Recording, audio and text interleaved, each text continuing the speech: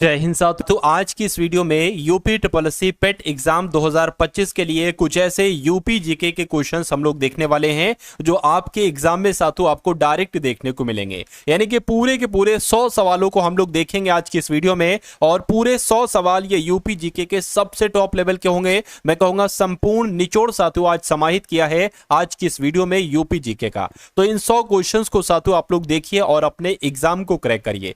चलिए, तो पहला सवाल साथियों आपकी स्क्रीन पर है कि सिराज हिंद किस नगर को कहा जाता है। तो मैं कहूंगा साथियों जौनपुर को कहा जाता है। अगर आपसे पूछा जाए कि जौनपुर की स्थापना किस शासक ने की थी, तो यह भी आपको मालूम होना चाहिए साथियों, फिरोज शाह के द्वारा। क्या फिरोज शाह की अगर बात करें तो फिरोज शाह तुगलक के द्वारा साथियों जौनपुर नगर की स्थापना की गई थी और जौनपुर को सिराज हिंद के नाम से जाना जाता है। अगला सवाल देखिए, आगरा नगर की स्थापना किसने की थी? तो यहां पर आपका जवाब सिकंदर लोदी हो जाएगा। सिकंदर लोदी ने आगरा नगर की स्थापना की थी। और अगर आपसे पूछा जाए अटाला मस्जिद कहां पर स्थित है, तो यह जौनपुर में ही अटाला मस्जिद स्थित है। अभी मैंने आपको बताया जौनपुर की स्थापना फिरोज शाह तुगलक ने की और इसको सिराज हिंद के नाम से जाना जाता है। उत्तर प्रदेश दिवस की अगर बात करें तो साथियों कब मनाया जाता है? तो 24 जनवरी को हर साल उत्तर प्रदेश दिवस मनाया जाता है। आंसर जिनका ऑप्शन नंबर 4 है तो बिल्कुल सही है। उसके बाद देखिए, लॉर्ड कॉर्नवालिस की कब्र उत्तर प्रदेश के किस जनपद में है, मुझे बताइए। तो अगर बात करते हैं साथियों, पता कहां पर है? गाजीपुर में। यानी कि लॉर्ड कॉर्नवालिस एक ऐसा गवर्नर जनरल,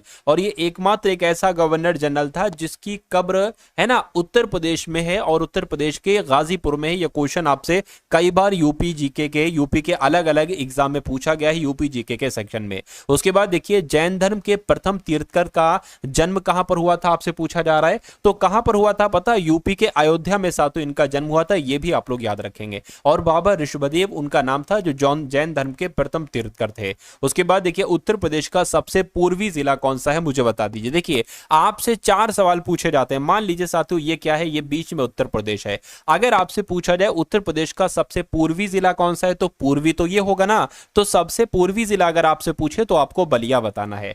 देखिए, दक्षिणी ये होगा, क्या होगा? देखिए, दक्षिणी ये होगा, पूर्वी ये हो जाएगा, और उत्तरी साथियों जिला आपका ये हो जाएगा, और पश्चिमी आपका ये हो जाएगा। तो अगर यहां पर मैं आपको बताऊं, दक्षिणी अगर आपसे पूछा जाए तो आपको सोनभद्र बताना है, और ये सवाल कई बार आपसे पूछे जा चुके हैं। अगर आपसे उत्तरी पूछे तो आपको साथियों सहारनपुर बताना है ना। उत्तर प्रदेश का सबसे उत्तरी जिला कौन सा है? सहारनपुर। और पश्चिमी जिला अगर आपसे पूछे तो साथियों आपको क्या बताना है? शामली बताना है। तो यहां पर पूर्वी जिला पूछा गया है, यानी कि बलिया आपके सवाल का बिल्कुल सही जवाब हो जाएगा। नेक्स्ट नंबर का सवाल है कि उत्तर प्रदेश का सबसे उत्तरी जिला कौन सा है? तो अभी मैंने आपको बताया था उत्तरी जिला कौन सा है साथियों, सहारनपुर है। तो देखिए ऑप्शन में कहां पर सहारनपुर लिखा हुआ है? ऑप्शन नंबर डी में लिखा हुआ है, इसलिए आंसर आपका 4 होगा। उत्तर प्रदेश का सर्वाधिक क्षेत्रफल वाला जिला कौन सा है, मुझे बताइए। यानी कि सबसे ज्यादा क्षेत्रफल किसका है? तो लखीमपुर खीरी का है ना। आंसर आपका अगर है ऑप्शन नंबर 4 तो बिल्कुल करेक्ट है। राजस्थान की सीमा से जुड़ा हुआ उत्तर प्रदेश का जनपद कौन सा है, एक बार मुझे बता दीजिए। राजस्थान की सीमा से जुड़ा हुआ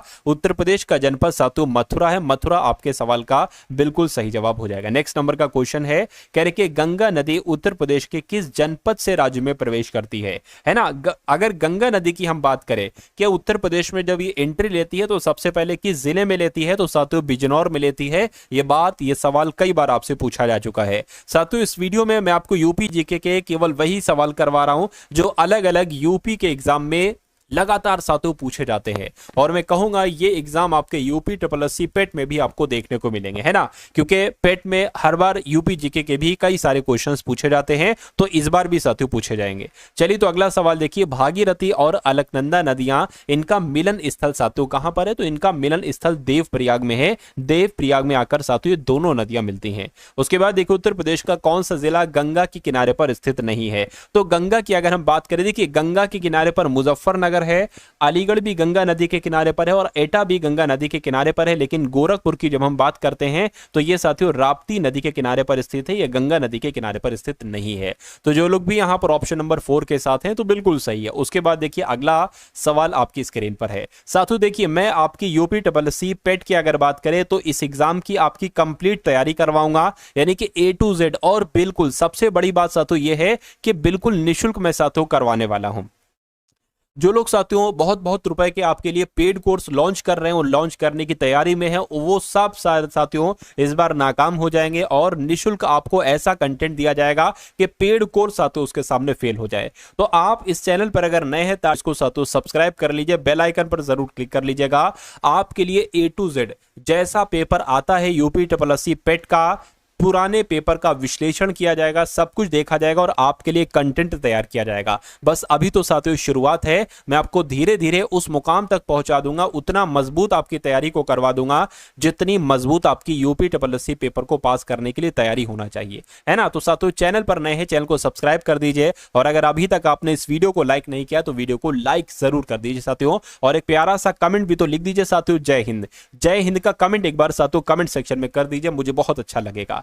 चलिए तो बात करते हैं साथियों कि निम्नलिखित में से किस जिले में, उत्तर प्रदेश के किस जिले में सबसे ज्यादा गर्मी पड़ती है। तो सबसे ज्यादा गर्मी की जब हम बात करते हैं साथियों कहां पर पड़ती है, आगरा में। बिल्कुल सही, इसमें से आंसर आपका जो जाएगा आगरा साथियों आपका हो जाएगा, है ना। अच्छा, आगरा की अगर बात करें, इसको साथियों ताज नगरी कहा जाता है। क्या इसको ताज नगरी कहा जाता है, यह भी आपको याद रखना है। उसके बाद देखिए उत्तर प्रदेश के किस जिले में सबसे कम वर्षा होती है। तो सबसे कम वर्षा की अगर बात करें साथियों कहां पर होती है, मुझे बताइए। क्या मथुरा में सबसे कम वर्षा होती है? मैं कहूंगा बिल्कुल सही, सबसे कम वर्षा मथुरा में होती है। उत्तर प्रदेश में मई जून के महीने में तीव्र चलने वाली पश्चिमी हवाओं को क्या कहा जाता है?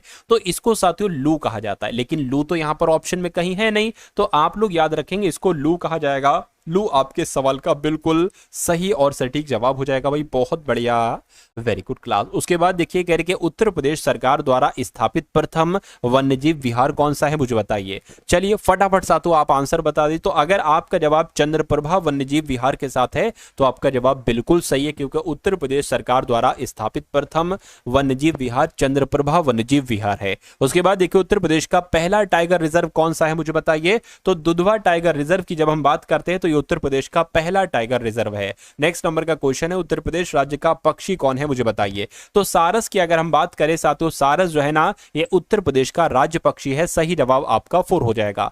राज्य में लुप्त प्रजाति प्रजनन केंद्र कहां पर है? अगर आपसे एग्जाम में पूछा जाए कि उत्तर प्रदेश में लुप्त प्रजाति का प्रजनन केंद्र कहां पर है, तो ये साथियों लखनऊ में है। क्या साथियों लखनऊ में है, और लखनऊ में ही छोटा इमामबाड़ा भी है। अगर आपसे छोटा या बड़ा कुछ पूछे, छोटा इमामबाड़ा तो भी लखनऊ में, और बड़ा इमामबाड़ा साथियों तब भी आपको लखनऊ ही बताना है, ये बात आप लोग ध्यान रखेंगे। उसके बाद देखिए राष्ट्रीय चंबल वन विहार योजना इटावा किसके संरक्षण के लिए है, मुझे बताइए। चलिए तो अगर आपका जवाब घड़ियाल है तो घड़ियाल आपका बिल्कुल सही जवाब हो जाएगा। राष्ट्रीय चंबल वन विहार योजना ये किसके संरक्षण के लिए? घड़ियाल के साथियों संरक्षण के लिए, ये आपको याद रखना है। उसके बाद देखिए कह रहे कि सूची 1 सूची 2 को सुमेलित कीजिए तथा सूचियों के नीचे दिए गए कोड से सही उत्तर आपको यहां पर कुल मिला के बताना है। चलिए तो ये थोड़ा सा दिक्कती सवाल दे रहा है साथियों आपके लिए, है ना। अच्छा चलिए कोई दिक्कत नहीं है।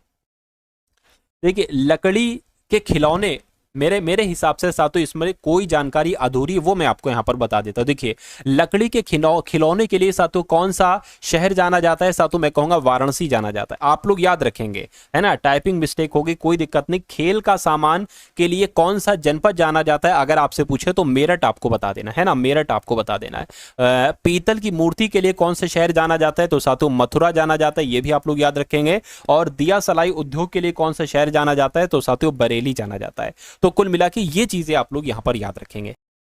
उसके बाद देखिए अगला सवाल है, अगर आपसे पूछा जाए आंचलिक विज्ञान नगरी कहा जाता है, किसको कहा जाता है? लखनऊ को कहा जाता है। आंसर आपका ऑप्शन नंबर ए हो जाएगा, 1 हो जाएगा। उत्तर प्रदेश में बायोटिक नेटवर्किंग फैसिलिटी कहां पर है? नोएडा, वाराणसी, लखनऊ, इलाहाबाद। तो जवाब आपका लखनऊ के साथ जाएगा, ये आपको याद रखना है। उसके बाद देखिए साथियों करके किस जनपद में सेरीकल्चर के लिए स्थान चिन्हित किया गया है? तो किसकी बात चल रही है साथियों? ललितपुर की बात चल रही है। ललितपुर आपके सवाल का बिल्कुल सही जवाब है। उत्तर प्रदेश की जनसंख्या अधिक है, तो उत्तर प्रदेश की जनसंख्या अधिक है बांग्लादेश से, ब्राजील से, पाकिस्तान से, इंडोनेशिया से, मुझे बताइए।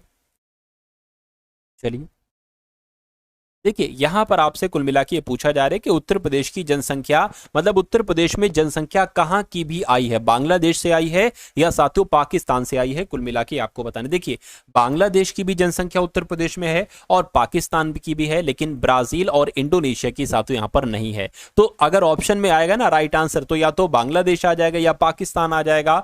चलिए तो उसके बाद देखिए अगला सवाल देखिए, उत्तर प्रदेश में मान्यता प्राप्त स्टॉक एक्सचेंज कहां पर है? लखनऊ में नहीं, कानपुर में। बिल्कुल सही साथियों, आप लोग याद रखेंगे उत्तर प्रदेश में मान्यता प्राप्त स्टॉक एक्सचेंज जो है वो कानपुर में स्थित है। उत्तर प्रदेश कृषि अनुसंधान परिषद की स्थापना कहां पर की गई थी? तो इसकी स्थापना साथियों लखनऊ में की गई थी। मैं कहूंगा बिल्कुल उत्तर प्रदेश कृषि अनुसंधान परिषद की स्थापना लखनऊ में ही की गई थी। अगर आपसे पूछा जाए भारतीय गन्ना अनुसंधान संस्थान कहां पर स्थित है, तो ये साथियों लखनऊ में स्थित है। ये भी ज्यादातर चीजें जो है ना वो लखनऊ में ही स्थित हैं। उसके बाद देखिए Uttar Pradesh agro industrial corporation की स्थापना कब की गई थी? तो 1967 में की गई थी। राइट आंसर आपका ऑप्शन नंबर 2 होगा। उसके बाद देखिए ऊतक संवर्धन प्रयोगशाला ये कहां पर स्थित है? तो अगर बात करते हैं ऊतक की, तो ऊतक संवर्धन प्रयोगशाला सातों लखनऊ में स्थित है। ये आप लोग यहां पर याद रखेंगे। नेक्स्ट नंबर का क्वेश्चन है, कहने के सामाजिक वानिकी का कौन सा वृक्ष भूमि के लिए घातक सिद्ध हुआ है? तो किसकी बात चल रही है साथियों? यूकेलिप्टस की बात चल रही है। बिल्कुल सही साथियों, है ना। अगर हम बात करते हैं साथियों इसकी, तो इसको पर्यावरण का आतंकवाद कहा जाता है। क्या अगर आपसे पूछा जाए पर्यावरण का आतंकवाद किसे कहा जाता है? पर्यावरण का आतंकवाद किसे कहा जाता है? तो यूकेलिप्टिस को ही कहा जाता है। तभी तो साथियों सामाजिक वानिकी का ऐसा ये वृक्ष है, यूकेलिप्टिस वृक्ष, जो भूमि के लिए घातक सिद्ध हुआ है। इसलिए आंसर अगर आपका ऑप्शन नंबर 2 है तो बिल्कुल सही है। उत्तर प्रदेश का पहला ग्राम वन किस जनपद में है मुझे बताइए? तो पता कहां पर है साथियों? सोनभद्र में। और ये उत्तर प्रदेश का सबसे दक्षिणी जनपद है। यह भी मैंने आपको इसी क्लास में बताया था। अगला सवाल देखिए, देश में पशुधन की दृष्टि से उत्तर प्रदेश का कौन सा स्थान है? तो देखिए पशुधन की दृष्टि से तो पहला स्थान है उत्तर प्रदेश का। ये बहुत इंपॉर्टेंट क्वेश्चन है, एग्जाम में पूछा जाता है। अगला सवाल देखिए, कह रहे गोकुल पुरस्कार योजना का संबंध किससे है? तो दुग्ध उत्पादन से साथियों इस योजना का संबंध है। किस योजना का? गोकुल पुरस्कार योजना का संबंध दुग्ध उत्पादन से है। पशु जैविक औषधि संस्थान साथियों कहां पर स्थित है? तो ये उत्तर प्रदेश की राजधानी लखनऊ में स्थित है, पशु जैविक औषधि संस्थान। नेक्स्ट नंबर का क्वेश्चन है, कहने के उत्तर प्रदेश में पशु चारा बैंक ये कहां पर स्थापित किया जा रहा है? तो अगर बात करते हैं झांसी की, तो आप लोग याद रखेंगे उत्तर प्रदेश में पशु चारा बैंक ये झांसी में स्थापित किया जा रहा है। अगला सवाल देखिए, कह रहे लंगड़ा आम पैदा होता है दशहरी मलिहाबाद। क्या साथियों अगर बात करें यहां पर अगर बात करें साथियों, लंगड़ा आम मुख्यतः पैदा होता है दशहरी मलिहाबाद, रटौल, बागपती। ये थोड़ा सा दिक्कती सवाल है साथियों, है ना। देखिए आपसे कुल मिला कि ये पूछा जा रहा है लंगड़ा आम कहां पैदा होता है? लखनऊ में, है ना, सहारनपुर में, मेरठ में, वाराणसी में। तो वाराणसी आपके सवाल का बिल्कुल सही और सटीक जवाब हो जाएगा, है ना। उसके अलावा साथियों दशहरी आम कहां पैदा होता है? तो मलिहाबाद में पैदा होता है। एक होता है साथियों रटौल आम, ये कहां पैदा होता है? ये बागपत में पैदा होता है। उसके अलावा साथियों एक आम होता है साथियों सफेदा, जिसका नाम होता है सफेदा, और चौसा ये साथियों सहारनपुर में पैदा होता है। ये भी आप लोग यहां पर याद रखेंगे। तो इतनी जानकारी आपको याद रखना। और लंगड़े आम की बात करें तो ये वाराणसी में साथियों इसकी पैदावार की जाती है ज्यादा। नेक्स्ट नंबर का सवाल है, उत्तर प्रदेश में उत्पादित आम को दूसरे प्रदेशों में किस नाम से प्रचारित किया जाता है? तो इसको पता क्या कहा जाता है? इसको साथियों अगर बात करें, इस आम को नवाब ब्रांड कहा जाता है। यानी कि उत्तर प्रदेश में उत्पादित आम को दूसरे प्रदेशों में किस नाम से प्रचारित किया जाता है? तो नवाब ब्रांड के नाम से साथियों प्रचारित किया जाता है। आंसर आपका 1 होगा। उत्तर प्रदेश का पहला राइपनिंग चैम्बर कहां लगाया गया है? तो ये साथियों इलाहाबाद में लगाया गया है। कहां पर लगाया गया है? इलाहाबाद में लगाया गया है। आंसर आपका ऑप्शन नंबर 4 होगा। आलू अनुसंधान केंद्र की स्थापना कहां पर की गई है मुझे बताइए? तो अगर आपके एग्जाम में यह सवाल आ जाए तो गाजियाबाद आप लोग बता दें, क्योंकि आलू अनुसंधान केंद्र की स्थापना गाजियाबाद में ही की गई है। हल्दी के उत्पादन में कौन सा राज्य प्रथम स्थान पर है? तो उत्तर प्रदेश की बात चल रही है, तो उत्तर प्रदेश जो होगा वो हल्दी के उत्पादन में पहले स्थान पर ही तो होगा। अगला देखिए, उत्तर प्रदेश के जिले में पुष्प, क्या लिखा हुआ है साथियों? उत्तर प्रदेश के जिले में पुष्प से, यानी कि पुष्प से इत्र किस जनपद में बनाया जाता है? कहां पर बनाया जाता है? तो मैं कहूंगा साथियों कन्नौज की अगर बात करें, इसको इत्र नगरी कहा जाता है। और पुष्प से जो इत्र बनाया जाता है ना, पुष्प से जो इत्र बनाया जाता है वो कन्नौज में ही बनाया जाता है। इसलिए आंसर आपका जाएगा ऑप्शन नंबर 2 के साथ। नेक्स्ट नंबर का सवाल आपकी स्क्रीन पर है, कह रहे मैथा के उत्पादन में कौन सा राज्य प्रथम स्थान पर है? तो मैथा के उत्पादन में भी साथियों उत्तर प्रदेश अपना पहले स्थान पर है। उसके बाद देखिए अगला सवाल, मैथा ऑयल की शुद्धता की जांच आज के लिए उत्तर प्रदेश के किस जनपद में fragrance and flower development centre की स्थापना की गई है? तो कन्नौज आपका जवाब हो जाएगा। क्या आपका जवाब हो जाएगा साथियों? कन्नौज आपका जवाब हो जाएगा। देश का प्रथम बागवानी कॉल सेंटर कहां पर है? तो यह साथियों लखनऊ में स्थित है। क्या देश का प्रथम बागवानी कॉल सेंटर लखनऊ में स्थित है? और अगर आपसे पूछा जाए 12 ताप विद्युत गृह किसके द्वारा स्थापित किया जा रहा है? तो यह साथियों जेपी समूह के द्वारा स्थापित किया जा रहा है। यह बात आप सभी लोगों को याद रखना, आंसर आपका 1 होगा। उसके बाद देखिए कहा जा रहा है कि करछना ताप विद्युत गृह कहां पर स्थापित किया गया? तो अगर आपके एग्जाम में सवाल आ जाए तो आपको इलाहाबाद बता देना है, क्योंकि इलाहाबाद में ही साथियों करछना ताप विद्युत गृह को स्थापित किया गया। उसके बाद देखिए नरौरा परियोजना उत्तर प्रदेश के किस जनपद में स्थापित है? तो ये तो साथियों बुलंदशहर में है, इसलिए जवाब आपका जाएगा ऑप्शन नंबर 3 के साथ। अतरंजी खेड़ा उत्तर प्रदेश के किस जनपद में साथियों स्थित है? तो बिजनौर नहीं, बलिया नहीं साथियों, ये तो एटा में स्थित है। एटा में है साथियों अतरंजी खेड़ा। ये उत्तर प्रदेश में कहां पर है? अतरंजी खेड़ा एटा में स्थित है। अनूप शहर प्रदेश के किस जनपद में स्थित है? अगर आपसे पूछा जाए तो साथियों ये बुलंदशहर में, अनूप शहर है ना, अनूप शहर ये उत्तर प्रदेश के किस जनपद में स्थित है? तो बुलंदशहर में स्थित है। अगला क्वेश्चन देखिए, कहने कि अयोमुख वर्तमान में किस जनपद में स्थित है? अगर आपसे पूछा जाए तो आपको प्रतापगढ़ बता देना है, प्रतापगढ़ आपका आंसर हो जाएगा। नेक्स्ट नंबर का क्वेश्चन है, कह रहे कि दर्शनीय स्थल एक तरीके से अश्व तीर्थ ये किस जनपद में है? मुझे बताइए। तो अश्व तीर्थ की अगर बात करें ना तो ये कन्नौज में। कहां पर है साथियों? ये कन्नौज में है,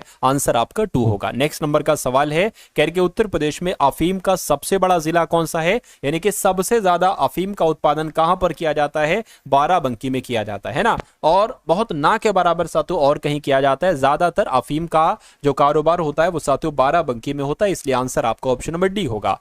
भारतवर्ष में प्रथम कृषि विश्वविद्यालय की स्थापना कहां पर की गई थी? तो यह साथियों पंतनगर में की गई थी। पंतनगर आपके सवाल का बिल्कुल सही जवाब हो जाएगा। और उत्तर प्रदेश में अवनलिका अपरदन से सबसे अधिक प्रभावित जिला कौन सा है? मुझे बताइए। तो क्या इटावा है? इटावा है बिल्कुल। यह सवाल साथियों डिक्टो कई बार आपके एग्जामिनेशन में पूछा गया है, यूपी के बहुत सारे एग्जाम में पूछा गया है, तो यूपी पेट के एग्जाम में भी पूछे जाने की पूरी संभावना है। उत्तर प्रदेश में कपास की बुआई किस माह में की जाती है? तो अगर आपसे पूछा जाए जून जुलाई में की जाती है तो बिल्कुल साथियों उत्तर प्रदेश में कपास की बुआई जून जुलाई माह में ही की जाती है। उत्तर प्रदेश का कौन सा जिला अमरूद के लिए प्रसिद्ध है? तो अमरूद के लिए तो साथियों इलाहाबाद जाना जाता है। क्या इलाहाबाद जो है ना ये अमरूद के लिए जाना जाता है। उसके बाद देखिए करके कौन सा जिला पान उत्पादन के लिए जाना जाता है? तो पान उत्पादन की जब हम बात करते हैं तो महोबा आ जाएगा। क्या साथियों? महोबा जो है ना ये पान के उत्पादन के लिए सबसे पहले नंबर पर है। राज्य में चने का सर्वाधिक उत्पादन कहां पर होता है? यानी कि यूपी में कहां पर चने का उत्पादन होता है? तो मैं कहूंगा हमीरपुर में होता है। हमीरपुर आपके सवाल का बिल्कुल सही जवाब है। राज्य में सर्वाधिक मक्का उत्पादित करने वाला जिला कौन सा है? अगर आपसे पूछा जाए तो आपको बुलंदशहर बता देना। देखिए यूपी पेट के एग्जाम में पूछा जाता है, जिसके यूपी में कितने जिले हैं? 75 जिले हैं। हर एक जिला एक नए चीज के उत्पादन के लिए जाना जाता है। जैसे कि मैंने आपको बताया पान जो है ना वो पान महोबा के लिए जाना जाता है ना। पेठा के बारे में मैंने आपको बताया था, ताले के बारे में मैंने आपको बताया था, है ना। संतरे के बारे में मैंने आपको बताया था। आंवला प्रतापगढ़ के लिए जाना, प्रतापगढ़ जो है वो आंवले के लिए जाना जाता। तो ऐसे ये सवाल यहां से भी साथियों बनते हैं। तो जो इंपॉर्टेंट क्वेश्चन है वो मैं आपको यहां पर बताते जा रहा हूं। चलिए उसके बाद देखिए 2011 की जनगणना के अनुसार ग्रामीण जनसंख्या के आधार पर उत्तर प्रदेश का देश में कौन सा स्थान है? तो पता साथियों प्रथम स्थान है। यानी कि ग्रामीण जनसंख्या के आधार पर उत्तर प्रदेश का देश में प्रथम स्थान है, ये भी आप लोग याद रखेंगे। कह रहे कि सर्वाधिक ग्रामीण जनसंख्या वाला जिला कौन सा है? तो साथियों इलाहाबाद है। इलाहाबाद आपका आंसर हो जाएगा। सबसे ज्यादा ग्रामीण जनसंख्या इलाहाबाद में है। न्यूनतम ग्रामीण जनसंख्या वाला जिला अगर आपसे पूछे तो गौतम बुद्ध नगर आपको बता देना। क्या? गौतम बुद्ध नगर आपका आंसर हो जाएगा। पुष्प नीलामी केंद्र कहां पर साथियों बनाया जा रहा है? तो ये नोएडा में बनाया जा रहा है पुष्प नीलामी केंद्र, है ना। उसके बाद देखिए सरसों का सर्वाधिक उत्पादन वाला जिला कौन सा है? तो आगरा में सरसों का सबसे ज्यादा उत्पादन किया जाता है, इसलिए आंसर आपका जो जाएगा वो ऑप्शन नंबर 2 होगा। नेक्स्ट नंबर का क्वेश्चन देखिए, कह रहे कि गन्ने का सबसे ज्यादा उत्पादन कहां पर किया जाता है? तो गन्ने का सबसे ज्यादा उत्पादन साथियों मुजफ्फरनगर में किया जाता है। कहां पर? मुजफ्फरनगर में किया जाता है। ऑप्शन नंबर डी आपका आंसर होगा। महावीर स्वामी अभयारण्य किस जनपद में स्थित है? तो महोबा में, चित्रकूट में, नोएडा में, चित्रकूट या गोंडा में या ललितपुर में? तो मैं कहूंगा ललितपुर में साथियों महावीर स्वामी अभ्यारण्य स्थित है। उसके बाद देखिए माता टीला बांध ये किस जनपद में है आपसे कुल मिला के ये पूछा जा रहा है, मुझे बताइए साथियों। देखिए आपके यूपी ट्रिपल पेट के एग्जाम में जो आपका पेपर 6 सितंबर और 7 सितंबर को है ना, इन 2 डेट्स में आपका एग्जाम है। तो इस एग्जाम को क्रैक करने के लिए मैं आपको साथियों मैथ भी कराऊंगा, मैं आपको रीजनिंग भी कराऊंगा, और जो मैथ में साथियों डीआई आपसे पूछा जाता है वो भी आपको कराऊंगा, इंग्लिश भी कराऊंगा, हिंदी भी कराऊंगा, हिंदी के क्वेश्चन भी कराऊंगा, और हिंदी में पैराग्राफ आता है, गद्यांश आता है, तो वो भी आपको साथियों सिखाऊंगा कि वो कैसे वहां से क्वेश्चंस निकाले सकते हैं, आप कैसे आसानी से कैसे क्वेश्चन निकाल सकते हैं कम समय में, क्योंकि पूरा अच्छे से गद्यांश पढ़ के तो कोई भी आंसर निकाल सकता है। कैसे आप 5 के 5 क्वेश्चन का सबसे तेजी के साथ साथियों आंसर दे सकते हैं, मैं आपको सिखाऊंगा, और सारी चीजें मैं आपको पढ़ाऊंगा। इस एग्जाम में ये समझ लीजिए पूरी तरीके से झंडा गाड़ना है, तो आप सब साथियों टारगेट सिलेक्शन से लग जाइए, क्योंकि डेली एक क्लास में डाल रहा हूं अभी, और दिन प दिन अब मैं क्या करूंगा, इस क्लास को बढ़ाऊंगा 2 क्लास 3 क्लास, क्योंकि मुझे सारा कुछ आपका कंप्लीट करवाना है। मेरा मानना है कि अगर मैंने अच्छे से आपको पढ़ा दिया तो 90% कंटेंट आपको आपके एग्जाम में देखने को मिलेगा, जो टारगेट सिलेक्शन पर साथियों जितना कंटेंट मैं आपको पढ़ाऊंगा। लेकिन ये 1 2 या 3 या 10 दिन में नहीं हो सकता। जब तक आपका एग्जाम है साथियों तब तक आप पढ़िए, लगातार पढ़िए। मैं कहूंगा एग्जाम आपका ये फतेह हो जाएगा, है ना, और एक अच्छा स्कोर कार्ड आपके हाथ में साथियों में देकर रहूंगा। चलिए तो माता टीला बांध की अगर बात करिए कहां पर है, तो ये तो ललितपुर में है, आंसर आपको ऑप्शन नंबर 1 होगा। उसके बाद देखिए गोला गोकर्णनाथ शिव मंदिर ये किस जनपद में स्थित है, तो ये पता साथियों कहां पर, ये लखीमपुर खीरी में है। लखीमपुर खीरी आपके सवाल का बिल्कुल सही जवाब है। करके लिलौटी नाथ शिव मंदिर ये कहां पर स्थित है, तो ये भी साथियों लखीमपुर खीरी में ही है। ललौटी नाथ शिव मंदिर जो है ना साथियों, ये भी कहां पर है, लखीमपुर खीरी में है। कह रहे कि सूरत भवन महल ये किस जनपद में है, तो अगर आपसे पूछा जाए ये कहां पर है, तो ये भी लखीमपुर खीरी में है। और लखीमपुर खीरी का क्षेत्रफल सबसे अधिक है उत्तर प्रदेश में, 75 जिलों में से सबसे ज्यादा क्षेत्रफल लखीमपुर खीरी का है। इतना क्षेत्रफल है कि इसके अंदर 2 गोवा आ जाए, 2 गोवा समा जाए, है ना। अगला देखिए उत्तर प्रदेश की किस जनपद को मंदिरों और घाटों का शहर कहा जाता है, क्या फैजाबाद को कहते हैं, वाराणसी को कहते हैं, इलाहाबाद को कहते हैं, चित्रकूट को कहते हैं, तो जिनका आंसर वाराणसी है तो बिल्कुल सही है। उसके अलावा वाराणसी को साथियों मोक्ष नगरी भी कहा जाता है, क्या मोक्ष नगरी भी कहा जाता है वाराणसी को। उत्तर प्रदेश का प्रवेश द्वार किस नगर को कहा जाता है मुझे बताइए। तो अगर आपका जवाब गाजियाबाद है तो बिल्कुल सही है, लेकिन अगर आपको नहीं पता है कि उत्तर प्रदेश का प्रवेश द्वार किसे कहा जाता है तो आप लोग याद कर लेंगे, गाजियाबाद को कहा जाता है। कह रहे कि जो गोरखनाथ मंदिर है ना ये कहां पर स्थित है बताइए। तो देखिए गोरख आ रहा है शुरू में, तो ये कहां पर होगा, गोरखपुर में होगा, यानी कि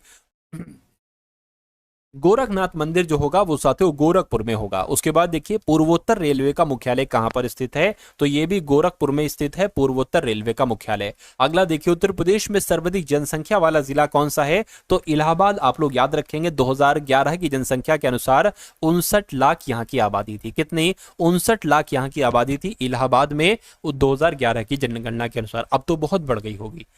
चलिए उसके बाद देखिए यानी कि रामायण की रचना उत्तर प्रदेश के किस जनपद में हुई थी मुझे बताइए। तो रामायण की अगर बात करें साथियों उन्नाव में हुई थी, बिल्कुल सही जवाब आपका उन्नाव में हुई थी। अच्छा रामायण की रचना किसने की थी, है ना, उनका क्या नाम था, एक बार आप लोग कमेंट सेक्शन में मुझे बताएंगे रामायण की रचना किसने की थी अगर आपको याद है। उसके बाद देखिए इष्टिकापुर किस जनपद का प्राचीन नाम है, तो ये इटावा का प्राचीन नाम है साथियों इष्टिकापुर, ये इंपॉर्टेंट क्वेश्चन है आप लोग याद रखेंगे। पटना पक्षी विहार किस जनपद में स्थित है, तो पटना पक्षी विहार साथियों कहां पर है, एटा में है। कहां पर साथियों, पटना पक्षी विहार ये एटा में है, ये बात आप सभी लोग याद रखेंगे। अगला सवाल आपकी स्क्रीन पर, उत्तर प्रदेश का कौन सा शहर तंबाकू व्यापार का प्रसिद्ध केंद्र है, तो अगर बात करते हैं साथियों कन्नौज की, तो आप लोग याद रखेंगे ये तंबाकू व्यापार का प्रसिद्ध केंद्र है ना, इसका नाम कन्नौज है और इसको इत्र नगरी के नाम से भी जाना जाता है। इत्र भी है ना यहाँ पर साथियों बनाए जाते हैं। उसके बाद देखिए कह रहे कि बावनी इमली ऐतिहासिक स्थल किस देश में स्थित है, तो ये पता साथियों ये फतेहपुर में स्थित है। जो बावनी इमली है ना ये एक ऐतिहासिक स्थल है, ये फतेहपुर में स्थित है। कह रहे कि कौन सा जिला ताला उद्योग के लिए जाना जाता है, ताला उद्योग भी इसको कहते हैं, ताला नगरी भी इसको कहा जाता है कभी कभी, तो साथियों ये अलीगढ़ में किया जाता है ताला उद्योग सबसे ज्यादा। किस शहर को बागों का शहर कहा जाता जाता है मुझे बताइए। तो क्या मेरठ को, लखनऊ को, जौनपुर को, सीतापुर को? तो आपका जवाब अगर लखनऊ है तो बिल्कुल सही हो जाएगा। नवाबों का शहर भी इसे कहते हैं और बागों का शहर भी इसे कहते हैं।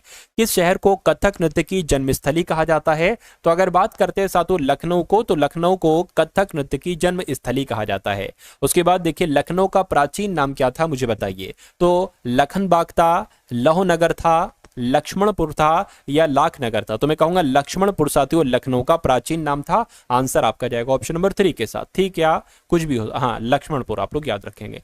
लखनऊ के वर्तमान स्वरूप की स्थापना किसने की थी अगर आपसे पूछा जाए? तो आसफुद्दौला ने की थी। ये आप लोग याद रखेंगे, आसफुद्दौला इस सवाल का आपका बिल्कुल सही जवाब हो जाएगा। और अगर पूछा जाए रूमी दरवाजा कहां पर है, तो लखनऊ में ही साथियों रूमी दरवाजा है। उसके बाद देखिए अगला सवाल है करके नॉर्थ वेस्ट प्रोविंस का नाम कब बदलकर United province of Agra and Awadh कर दिया गया था? तो ये काम 1902 में हुआ था। कब हुआ था? 1902 में साथियों ये काम हुआ था। उत्तर प्रदेश की राजधानी कब लखनऊ स्थानांतरित की गई थी मुझे बताइए। तो ये काम 1921 में हुआ था। एक तरीके से उत्तर प्रदेश की राजधानी लखनऊ कब स्थानांतरित की गई? तो 1921 में। उसके बाद देखिए ताज अंतर्राष्ट्रीय हवाई अड्डे का निर्माण कहां किया जा रहा है? कुशीनगर में, मेरठ में, आगरा में, गौतम बुद्ध नगर में? तो मैं कहूंगा आगरा में किया जा रहा है।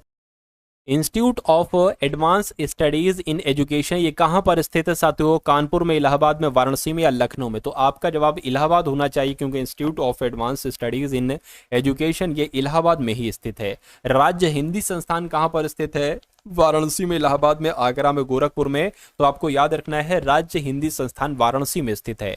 उत्तर प्रदेश का क्षेत्रफल देश के कुल क्षेत्रफल का कितना प्रतिशत है आपसे पूछा जा रहा है।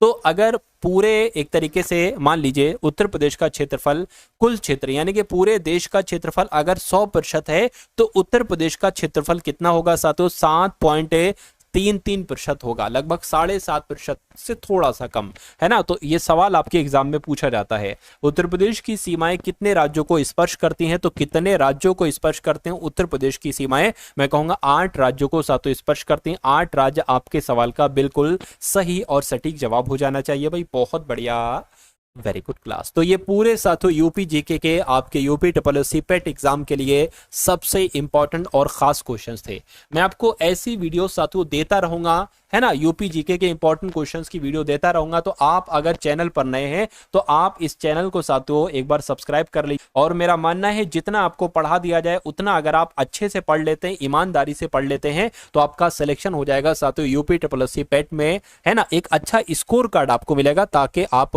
हर एक एग्जाम को अच्छे तरीके से दे पाओ।